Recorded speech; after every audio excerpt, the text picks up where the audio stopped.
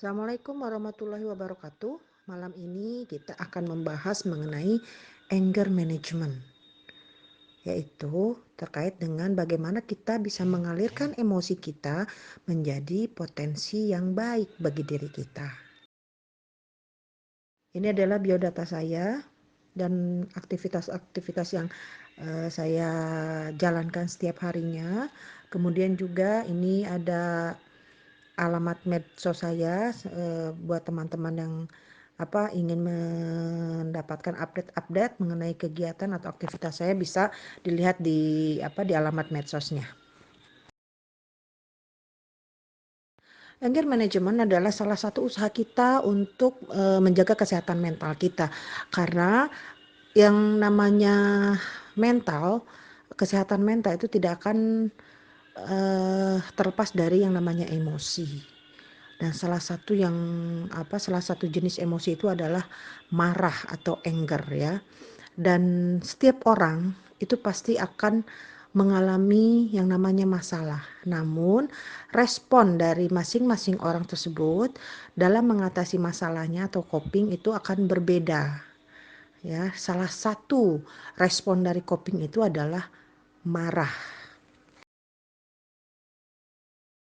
Nah, menurut WHO, yang disebut dengan mental yang sehat itu adalah orang yang mampu menyadari potensinya, mampu mengatasi masalahnya, mengatasi masalah hidupnya, kemudian mampu bekerja dengan produktif dan dapat memberikan kontribusi yang baik kepada komunitasnya atau masyarakatnya.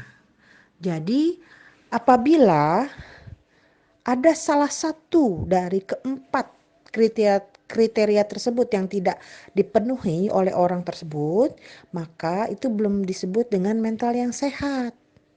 Gitu. Jadi kita harus bisa nih mendeteksi. Nah, kalau misalnya kemarin yang sudah ikut kulwapnya membasuh luka pengasuhan, mungkin pahamnya bagaimana cara mendeteksi dirinya gitu kan. Nah, ini juga kita bisa melihat kesehatan mental kita apabila kita bisa menyadari potensi kita. Kemudian kita bisa mengatasi masalah kita dengan dengan cara yang baik atau dengan cara yang asertif. Kemudian kita juga mampu bekerja dengan baik, mampu memberikan kontribusi yang baik kepada lingkungan kita, maka itu artinya kita sehat secara mental. Tapi kalau misalnya ada satu aja yang tidak kita miliki, maka itu belum kesehatan mental kita belum 100%. Nah, jadi masih tetap ada yang disebut dengan gangguan mental, walaupun mungkin levelnya macam-macam. Ada level 1, level 2, bahkan sampai level 10. Nah, dilihat dari tingkatan levelnya itu ya. Kita berada di level yang mana kesehatan mental kita. Nah, indikatornya ada di situ. Gitu. Nah, setelah kita memahami kriteria indikator kesehatan mental menurut WHO, maka kita akan memahami bahwa kesehatan mental itu mempunyai 5 pilar ya. Yang utama adalah spiritual, kemudian ada emosional, intelektual, sosial, dan fisik. Nah, ini harus difahami juga oleh kita bahwa semakin tinggi atau semakin banyak masalah-masalah yang kita hadapi, maka kelima pilar ini juga harus kita tingkatkan kualitasnya. Karena itu tadi, setiap orang mempunyai respon yang berbeda terhadap dalam menghadapi masalahnya. Itu ya. Ini kenapa bisa berbeda? Nah, ini dilihat dari psikohistorisnya. Selain itu juga ada kadar mental dan kadar keimanannya gitu. Namun pasti setiap orang ingin mengatasinya secara positif gitu. Nah, disinilah yang membedakan. Apabila seseorang sehat mentalnya, maka dia akan mengcoping masalahnya secara positif. Jadi sebenarnya kita sah-sah saja ya mengalami mempunyai berbagai emosi, baik itu emosi negatif maupun positif gitu. Namun itu tadi, apapun yang kita rasakan, apapun yang kita apa yang kita hadapi, terutama itu yang yang sifatnya negatif itu harus dikeluarkan.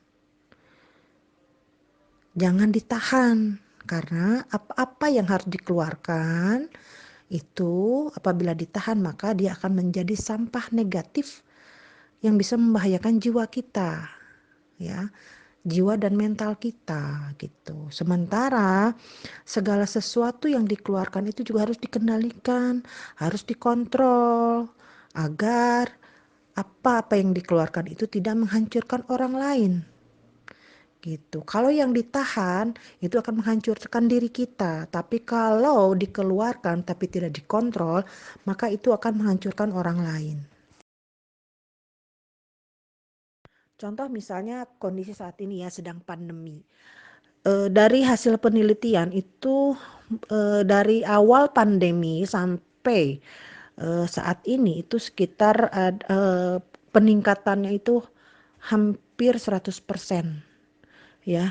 Orang-orang yang mengalami gangguan mental itu kenaikannya hampir 100% gitu dari penelitian ada. Kenapa bisa terjadi seperti itu? Misalnya gini, contohnya ya, di masa Covid saat ini, semua orang dibatasi aktivitasnya. Biasanya kita pasangan kita atau suami kita pergi ke kantor setiap hari, anak-anak pergi ke sekolah, sementara kita sendiri apabila ibu rumah tangga sibuk di dapur sendirian atau misalnya kita juga bekerja. Nah, pada saat pandemi ini kita hampir 24 jam bersama dengan mereka, bersama dengan pasangan kita, bersama dengan anak-anak kita, almost 24 jam bersama mereka. Akhirnya apa yang terjadi? Kita yang sedang sibuk dengan pekerjaan kita juga, tapi kita harus melayani anak-anak dan pasangan kita. Jadi akhirnya kita bingung sendiri, bukan bingung ya akhirnya kita kerepotan sendiri, terutama yang mungkin wanita pekerja ya, dia harus WFH juga menghadapi urusan pekerjaannya, sementara anaknya ada yang minta makan lah, minta didampingi sekolahnya, belum lagi suaminya minta makan, minta dibikinin ini itu. Nah itu kalau misalnya kita tidak bisa beradaptasi atau tidak bisa mengendalikan emosi kita, itu biasanya akan meledak lama-lama. Yang tadinya ditahan akhirnya akan meledak gitu ya. Inilah meledaknya kenapa gitu kan. Kenapa bisa sampai meledak?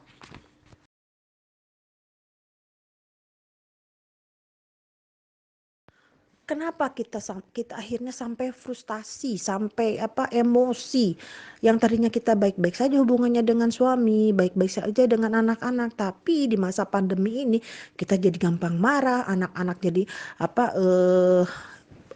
terlihat tidak menurut, tidak patuh kepada kita, suami juga kok tiba-tiba jadi bawel gitu kan. Kenapa gitu kan? Ya tadi itu karena pada saat sebelum pandemi kita mempunyai waktu atau mempunyai cara untuk melepaskan emosi. Bisa aja dengan jalan-jalan atau bertamasya. Sementara di saat pandemi ini kita tidak bisa melakukan itu karena aktivitas kita di eh, dibatasi. Akhirnya yang muncul adalah rasa frustasi gitu kan.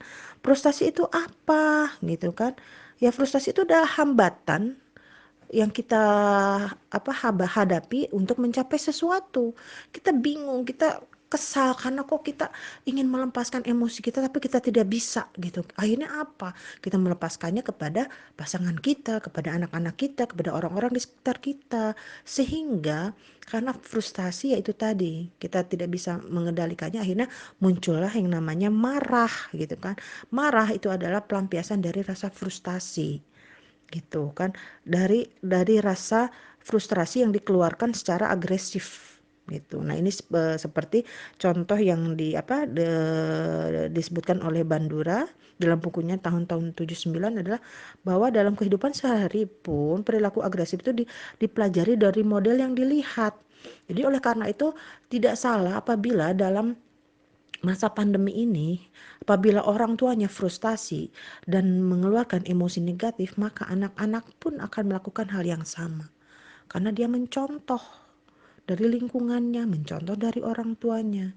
Oleh karena itu, kita harus bisa melakukan atau mengendalikan emosi kita.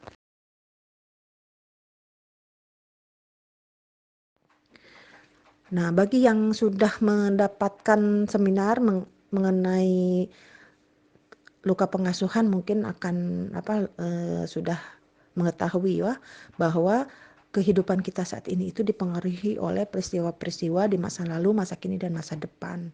Begitu juga dengan emosi. Emosi kita saat ini itu ada dipengaruhi oleh emosi di masa lalu, gitu kan. Nah, emosi-emosi kita selama ini kita tuh membawa yang namanya ransel emosi. Nah, ransel emosi kita ini adalah penumpukan dari emosi-emosi kita di masa lalu. Kalau kita selalu menahannya, yang seharusnya emosi ini dikeluarkan tapi kita tahan, maka dia akan numpuk dan ransel emosi kita itu akan luber. Akhirnya kalau luber keluar udah nggak sanggup lagi, maka yang ada kita meledak gitu kan. Nah, ternyata ransel emosi pun itu tidak hanya dipengaruhi oleh masa lalu, masa kini pun juga akan mempengaruhi emosi kita, akan menambah ransel emosi kita.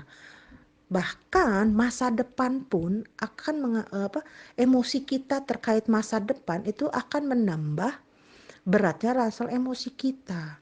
Nah, apabila ransel emosi ini tidak dikeluarkan, tidak dikosongkan, maka yang ada kita akan keberatan membawa-bawanya. Kebayang nggak kita aja kalau misalnya naik gunung, membawa ransel itu kan pas awal kita berat banget kan, gitu kan. Karena apa? Karena bekal kita masih penuh gitu kan, bekal kita masih penuh, tapi sedikit demi sedikit perlahan-lahan semakin naik gunung yang kita daki kan lama-lama ranselnya akan berkurang beratnya gitu. Karena apa? Perbekalannya sudah kita dikeluarkannya, bisa ada yang dibagi kepada teman kita, ada yang kita makan sendiri. Nah, begitu juga dengan ransel emosi. Kalau kita tidak keluarkan, maka itu akan menambah beban emosi kita, semakin berat beban emosi yang kita akan bawa. Ini adalah contoh tema masa kini dan kecemasan masa depan yang bisa menambah ransel emosi kita, gitu kan. Misalnya saat ini kita sedang nggak punya anak, udah berapa tahun nikah nggak punya anak, kemudian juga misal kita punya masalah kesehatan, terus udah gitu karir kita juga masih mentok, kok nggak naik-naik gitu kan. Kemudian secara finansial kok udah kerja keras tapi masih gini-gini aja. Terus udah usia matang tapi belum dapat jodoh juga. Nah, ini adalah salah satu beberapa pemikiran atau beberapa tema yang menjadikan ransel emosi kita bertambah gitu kan.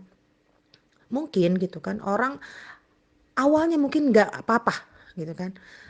Saya nggak apa-apa kok gitu, nggak punya anak juga. Saya nggak apa-apa kok belum nikah juga. Tapi terkadang sekeliling kita lah yang membuat ransel emosi kita.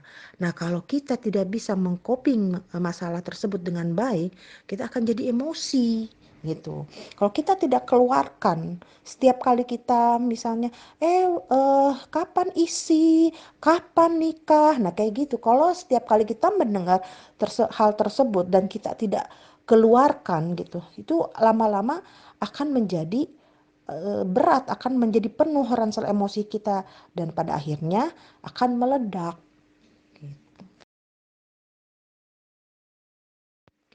Nah, kalau sudah meledak kayak apa itu kan? Nah, itu kalau kita sudah terlalu penuh ransel emosi kita, yang ada kita akan akan muncul emosi negatif kita. yang disebut dengan anger, ya, atau kemarahan.